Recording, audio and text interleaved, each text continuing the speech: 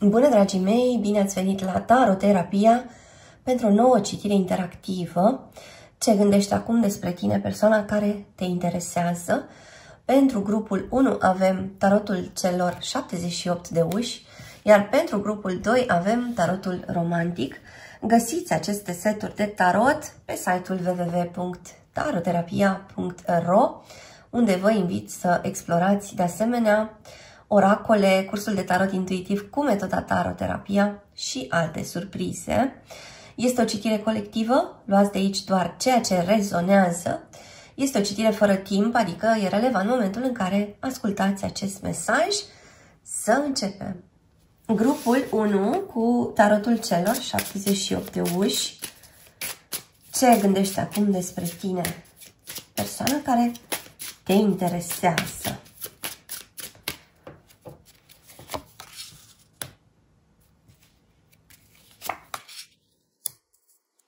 Nouă de cupe, soarele, 9 de bâte și acest 5 de cupe. Ceva pare să se apropie de un moment culminant. Ceva s-a adunat și acum are o intensitate destul de mare în această conexiune. Vorbim aici despre cineva care întrevede o schimbare.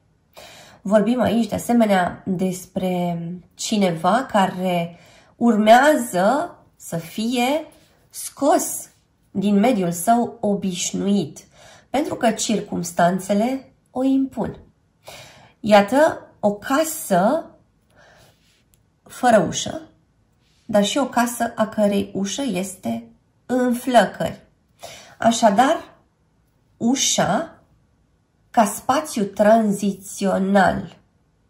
Oare ce este în mișcare în acest moment? Ce prinde viteză între tine și această persoană? O ușă nu mai poate rămâne închisă în această conexiune. Așadar, ceva este pe cale să iasă la suprafață. Haideți să vedem mai departe. Care sunt gândurile acestei persoane despre tine acum? Iată cineva care se ascunde și care urmărește.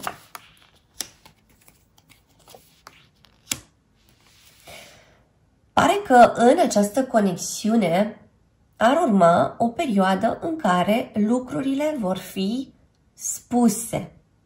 Ceea ce rămăsese nefinalizat va fi făcut.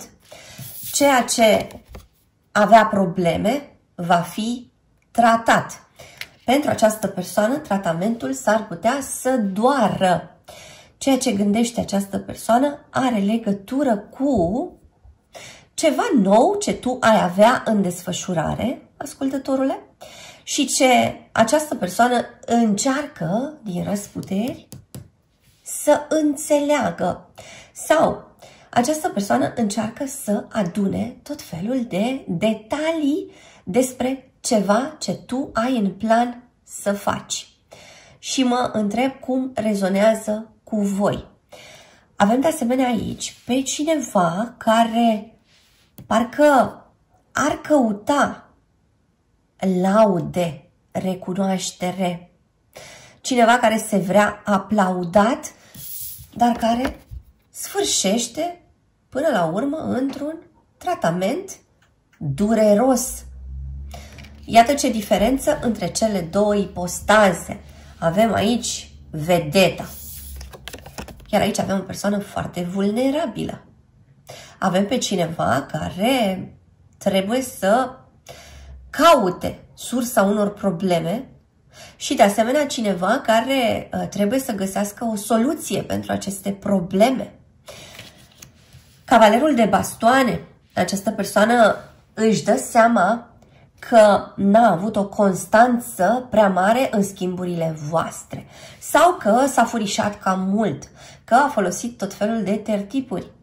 Această persoană știe că nu ți-a mărturisit niște lucruri până la capăt și din nou mă întreb cum rezonează cu voi și mai știe că, iată, vine momentul adevărului când aceste uși nu mai pot fi ținute închise, când lucrurile nu mai pot fi tăinuite, când această persoană trebuie să facă ceva, trebuie să depună ceva efort, trebuie să caute ceva ajutor, trebuie să devină transparent sau transparentă cu ceea ce se întâmplă.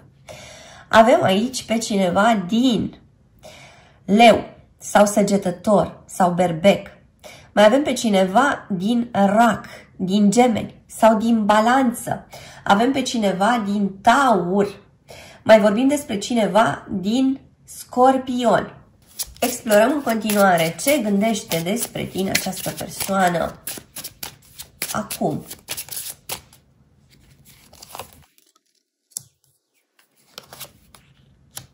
Această persoană consideră că tu aștepți ceva de la el sau de la ea. Această persoană consideră de asemenea că tu te-ai fi eliberat din această colivie. Această persoană consideră că tu nu mai vrei variante care te țin departe de lume, departe de normalitate sau departe de angajament. Așadar, vorbim aici despre o persoană care observă că dorințele tale sunt exprimate din ce în ce mai clar, că așteptările tale sunt diferite, că tendința ta la a închide ochii este din ce în ce mai scăzută. Vorbim aici despre o persoană care înțelege că lucrurile de acum trebuie să treacă printr-o schimbare.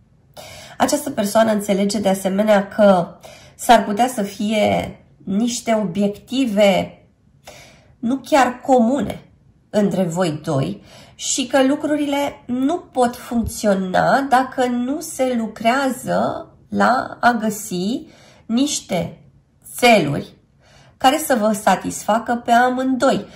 Pare că inclusiv mintea acestei persoane a ieșit din colivie. Cineva care nu se mai limitează la 2-3 idei. Adică cineva care își dă voie să gândească tot mai extins. Cineva care parcă își pune mintea la încercare. Cineva care nu vrea doar varianta 1 sau 2 și care înțelege că poate să aibă și varianta 3, 4, 5 și așa mai departe. Deci aici este o persoană care iese din ceea ce părea să fie o rigiditate destul de mare. Pentru că înțelege că tu la rândul tău te-ai eliberat. Sau ești pe cale să te eliberezi. Vorbim aici despre cineva care se îmbracă frecvent în alb, în galben, în gri sau în maro. Vorbim aici despre persoane care sunt născute în date, adică zi, lună sau an, care pot conține următoarele cifre: 2, 9, 1, 6, 0 sau 4. Ce gândește această persoană despre tine acum?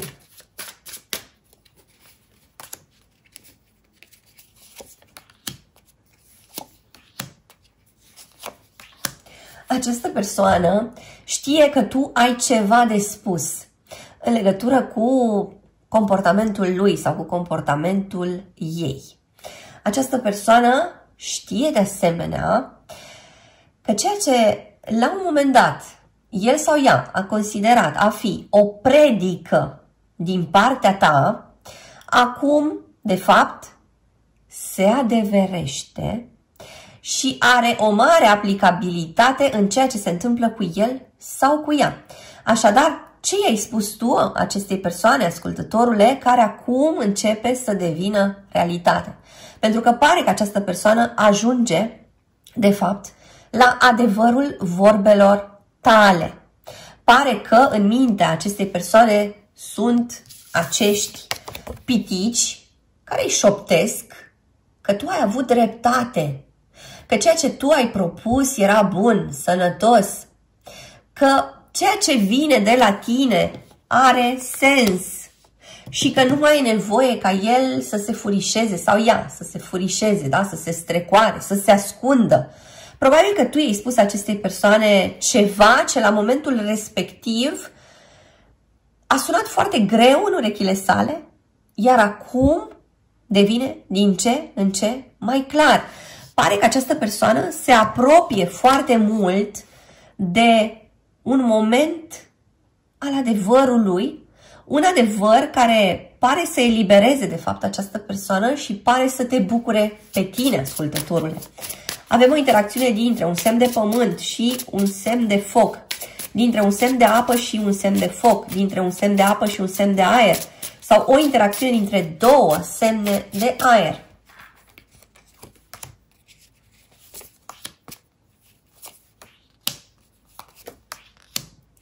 Iată aceste idei noi, care fiind puse în aplicare, stârnesc în această persoană tot felul de stări. Această persoană își dă seama că s-a lăsat de una singură pe din afară, că nici măcar n-a bătut la acea ușă, că nici măcar nu a deschis gura să spună ce ar fi trebuit să spună, un lucru atât de simplu care ar fi putut să aducă atât de mult. Această persoană începe să regrete lucrurile pe care le-a ascuns. Această persoană e pregătită să meargă pe o cale nouă. V-ați putea aștepta la niște dezvăluiri importante de la această persoană în perioada următoare. Îți mulțumesc că ai fost cu mine astăzi, te aștept și data viitoare. Între timp, hai pe www.taroterapia.ro. Găsește aici cursuri de tarot cu metoda taroterapia, citiri personalizate, seturi de tarot, oracole, cărți și alte surprize. Dă un like, lasă un comentariu și abonează-te la acest canal dacă ți-a plăcut acest video, iar până data viitoare să ai grijă de tine! Sunt aici cu grupul 2, cu cei dintre voi care au ales tarotul romantic. Ce gândește acum despre tine persoana care te interesează?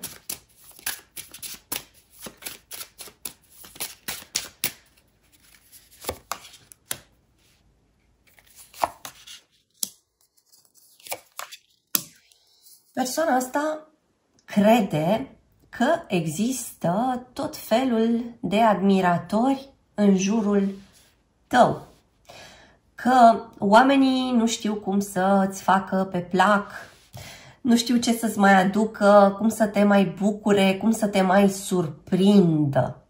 Această persoană se gândește că există cineva anume care face tot felul de gesturi romantice.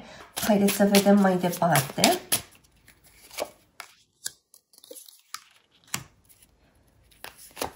Spânzuratul, îndrăgostiții și 8-ul de monede. Adică această persoană se gândește că la un moment dat întreaga situație a fost întoarsă cu susul în jos și că ar cam fi momentul să facă totuși ceva, adică pare că tu, ascultătorule, aproape că ai renunțat la speranțe în legătură cu dezvoltarea poveștii voastre. Iar această persoană își spune că, deși probabil în jurul tău există persoane interesate de tine, persoane care fac tot felul de lucruri pentru a-ți arăta că ești important sau importantă, există ceva ce el sau ea poate să facă în continuare și poate să alunge, de fapt, pe toată lumea din jurul tău și poate să-și facă loc în viața ta într-un mod exclusiv, da? Fără ca nimeni să mai amenințe stabilitatea poveștii voastre, fără ca nimeni să mai amenințe cu distrugerea poveștii voastre. Vorbim aici despre cineva care la un moment dat s-a răzgândit sau cineva care a făcut niște pași în afara relației. Vorbim despre cineva care a sacrificat relația de dragul unor alte lucruri. Sau cineva care a preferat o altă persoană. Cineva care s-a îndepărtat, dar cineva care în același timp se simte captiv, prizonier al propriilor alegeri. Și deci energia îndrăgostiților intră în joc, anunțând că această persoană trebuie să decidă și că interesul său față de tine va fi manifestat într-un mod foarte concret. De ca și cum trebuie să înceapă să te care în spate, da? Trebuie să ducă greul din povestea voastră. Trebuie să-și demonstreze credibilitatea.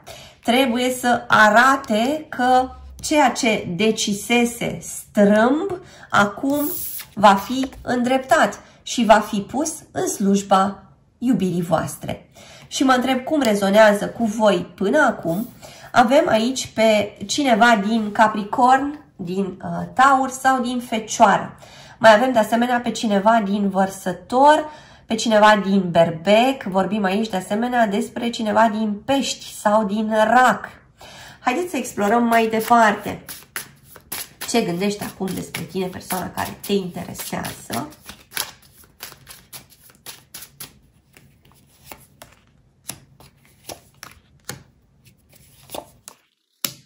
Această persoană observă că roata este în mișcare. Această persoană observă de asemenea că trebuie să dea ceva apă acestei relații. Trebuie să vină cu ceva combustibil. Această persoană știe că tu, ascultătorule, ești însetat sau însetată, că îți trebuie ceva, că trebuie să vină cu acel ceva fundamental. Fie că vorbim despre niște gesturi afectuoase, fie că vorbim despre o anumită comunicare, că trebuie să-ți spună ceva, că trebuie să dea acel telefon, că trebuie să trimită acele mesaje.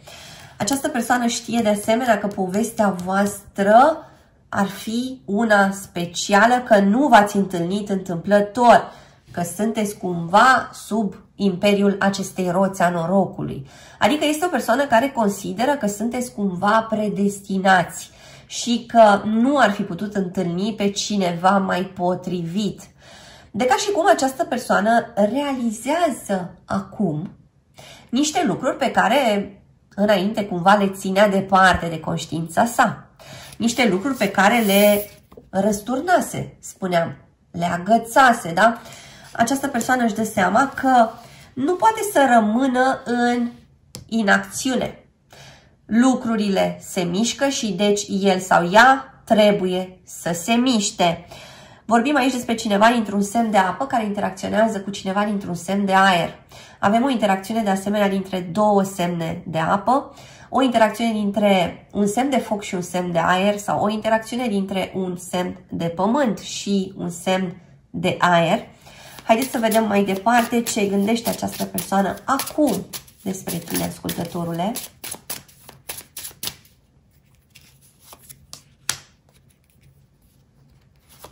Iată energia carului, 4 de bastoane și acest 5 de săbii.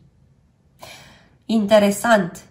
Persoana asta consideră că s-a luat la mișto. Această persoană își dă seama că s-a înșelat de una singură. Își dă seama că a hrănit ce nu trebuia să hrănească. A fost unde nu trebuia să fie. Și a pierdut timpul în compania unor persoane care nu i-au adus niciun fel de bucurie sau de folos. Această persoană își mai dă seama de asemenea că trebuie să facă o invitație, trebuie să întindă o mână. Parcă ar fi vorba despre o întâlnire, despre un eveniment social.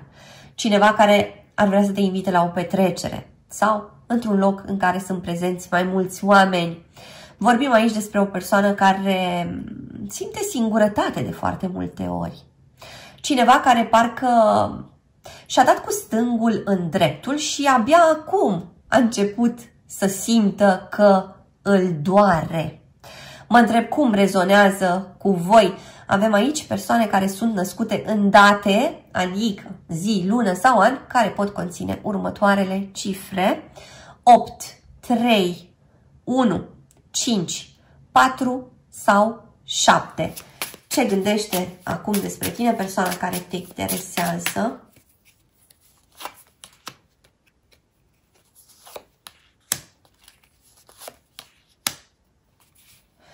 Această persoană parcă știe că a ascultat inclusiv de anumiți oameni care nu au vrut ce este mai bun pentru povestea voastră.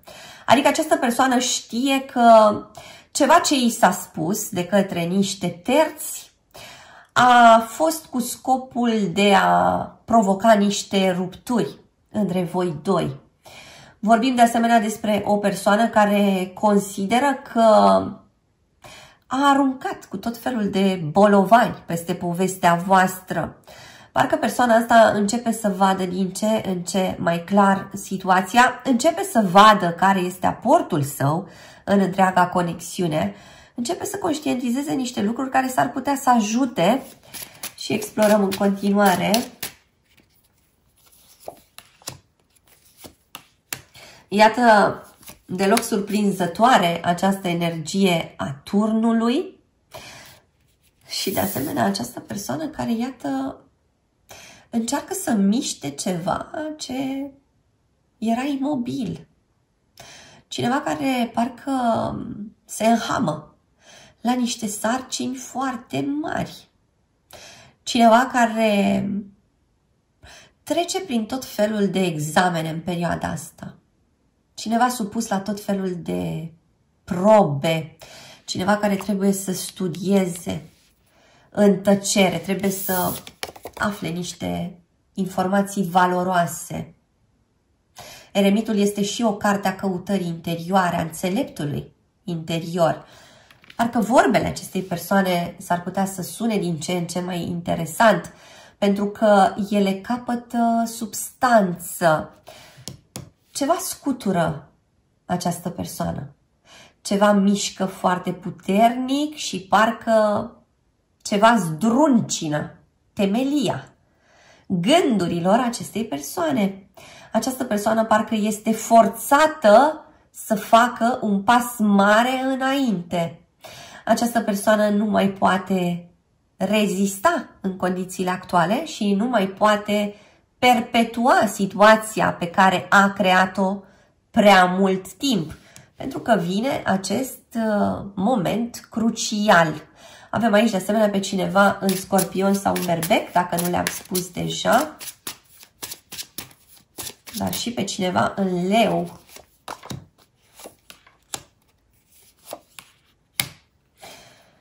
Regret, părere de rău, așteptare, dorința ca lucrurile să fie din nou bune și frumoase între voi doi. Cineva care de asemenea consideră că ar trebui să-ți spună niște lucruri care să te complimenteze, care să te încălzească.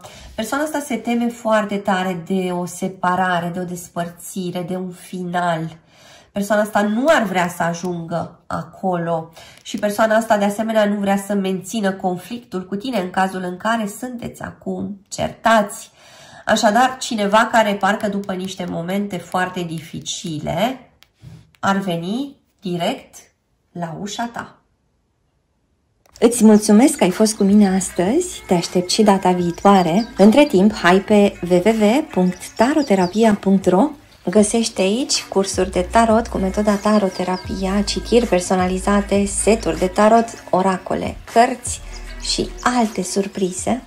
Dă un like, lasă un comentariu și abonează-te la acest canal dacă ți-a plăcut acest video, iar până data viitoare să ai grijă de tine!